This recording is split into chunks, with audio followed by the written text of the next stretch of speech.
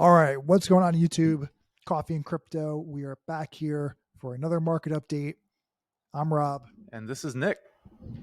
and we're going to dive into it. Bitcoin, once again, sitting at $20,000 and some change. I feel like recently, like every time we've been on here, it's been $20,000.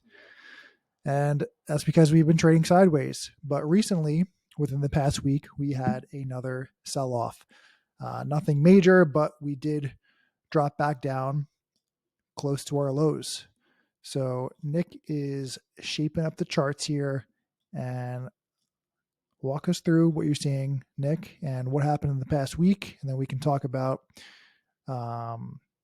Fed Powell, what he said, the economy, stock market, and what our predictions are for Bitcoin and crypto in the short and long term. So Nick, what are you seeing here? Give us your insight. All right. So we're taking a look at the daily chart here. Not much new to say. We've been trading in this range between 18 and 24,000 for the longest time. Looks like a very long bear flag. The last time I think we spoke on this channel, we were up here in the $21,000, $22,000 range, and this gigantic red candle here happened just within a couple hours after Jerome Powell spoke, talking about the economy and what the Federal Reserve is going to be doing with the interest rates. I think he said the word price stability like 10 times in that video. I think they're just saying that because they want to give the impression that they have control and that all of the actions that they're doing are going to give the economy a soft landing, meaning that inflation, they're going to be able to control inflation without crashing the economy. So they just kept saying price stability, price stability. And that's kind of like the most positive thing you can say right now with the interest rates rising, because a lot of liquidity is getting pulled out of the market with the interest rates rising. So it explains why all these risk-on assets have fallen so far. Now, the only question is to investors at this moment, do you think that all of the bad news has been priced in or not? If you think all of the bad news has been priced in and you believe that the Federal Reserve can control the economy and give us a soft landing, I think we could be pretty close to a bottom here. What do you think about what Jerome Powell said last Friday, Rob? I think, no one was expecting good news, right? Because everyone is feeling what's going on in the market, in the economy. And noting on what you said, Nick, if you think, the worst is in, like the worst the news is in, we're not going to expect any much more than this is the bottom or this is near the bottom. I would add to that, I think we've already experienced some pretty bad stuff. And if you zoom out, it would look like we are near bottom. But I do think even Powell, he even said he expects more pain to come.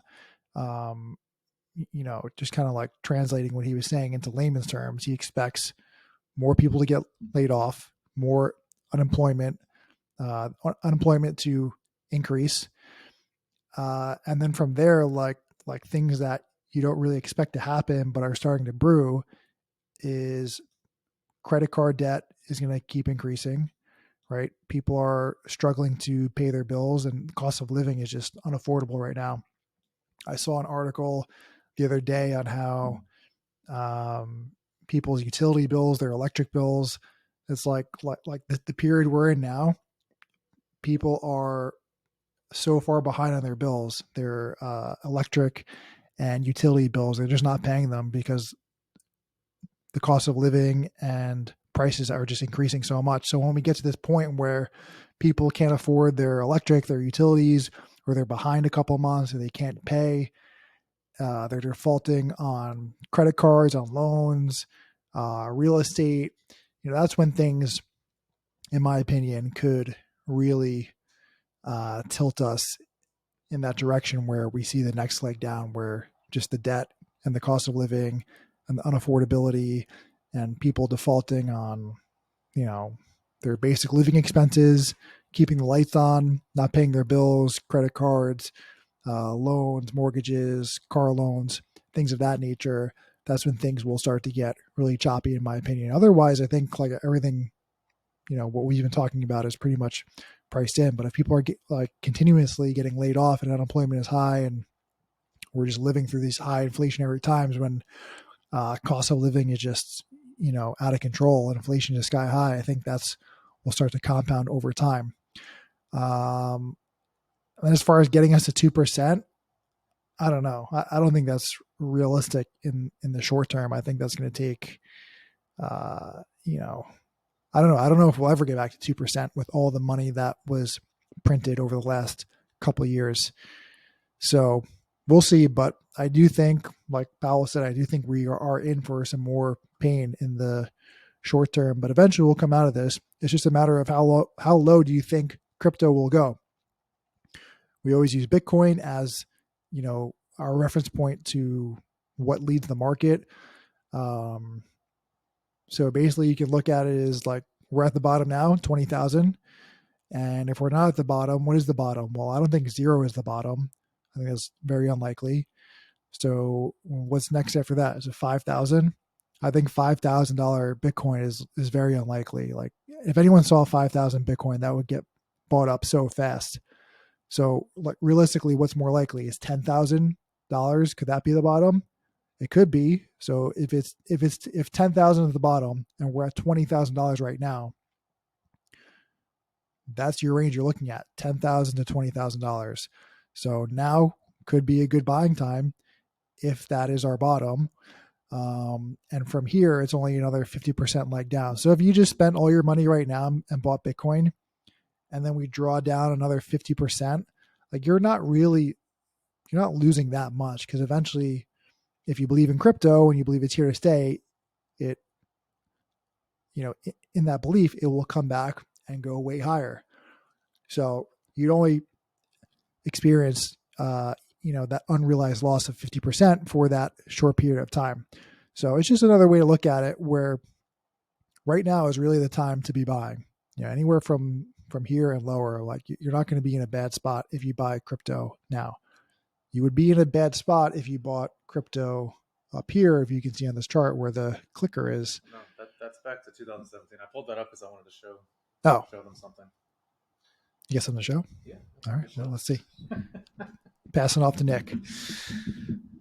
Yes, taking us back in time to 2017. I thought that was 2020. Yeah. That kind of looks a little bit similar, but I just I pulled this up and got us out on the weekly chart just to show something that one of my favorite YouTubers talked about today on one of his videos that I hadn't noticed this before. I'm not your favorite YouTuber? Rob, no, not. Second favorite? You might be my second favorite there. There we go. So going back, looking at the bear market after the 2017 top, we got the weekly moving averages, 50, 100, and 200 week moving averages here. One thing I didn't see before, but it was pointed out today by, I don't know if I can say his name, Blockchain Backer. He's one of my favorite YouTubers. He was showing that every time that this 50-week moving average crossed over the 100-week moving average, that the bottom for Bitcoin in that cycle was already in. And if you come look at where we are right now, we have something identical about to happen. 50-week is about to cross over the 100-week moving average. And it's also positive that the slope of these lines is also still sloping higher. So if you believe that history is going to repeat itself, it not only happened here, it also happened back in 2015 when this 50-week and 100-week moving average rolled over on itself. The bottom was already in. So what they call the death cross? No, the death cross would be the 50 and 200 day moving averages. We're like zoomed out even farther. So I believe that the weekly moving averages hold even more weight because you're zoomed out even farther. But if you look at what happened in 2019 when this happened, we were just kind of chilling at a bottom. It seems very similar to where we are right now, around 20,000. Back here, we were around 3,000. Don't you wish you could go back in time, buy some Bitcoin back then? But there was still some more time for consolidation before we fired back up. So if you believe history is going to repeat itself with this indicator, we still have a few more weeks of just consolidating around this range before we shoot up higher. Whether we're going to go into a retracement or we're going to break out to all new all-time highs, I don't know. But this is just one more piece in the arsenal of things that I've been talking about the last few videos. Not only this, the fear and greed index, we're sitting at a bottom. The Pule multiple is down around 1. So yes, if you just look at saying yes, the Fed's tightening, you should get out of risk assets. That's the only thing I hear people saying, that the market's going to keep going down and the economy's getting worse. If you look at the actual indicators, there's like 5 or 6 that we've talked about that at least show me that we're either at a bottom or very close to it. That's why I just wanted to show this weekly chart here. Let me zoom out and get Rob to where he wanted to talk about buying the peak up here. There we are. All right. I said what I wanted to say. Do you want to continue? Yeah. Um, just to cap off what you were saying, if we are near the bottom, or if this is the bottom, or if we're near the bottom, and let's say hypothetically 10,000 could be that final wick down, that's still only 50% from where we are now. So it's not, a major difference in the long run, especially for dollar cost averaging. Anyway, what I was going to say before was, yes, if you bought here at the peak, at the top, 69,000, that's the worst time to buy. What I was trying to infer was right now is ideally the best time to buy.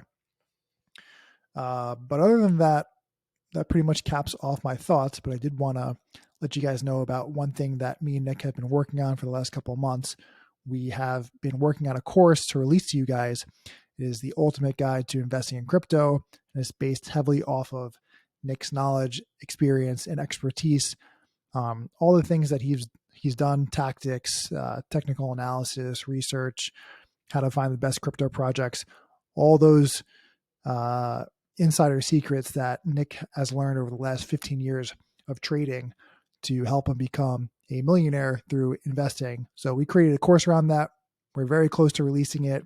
And if that's something you're interested in, I want you to leave a comment on this video and we'll send you a discount code for when it's released, because probably within the next week or so, we should have that live and ready to go. So if that's something you're interested in, it'll be affordable. Nothing extremely expensive, very affordable.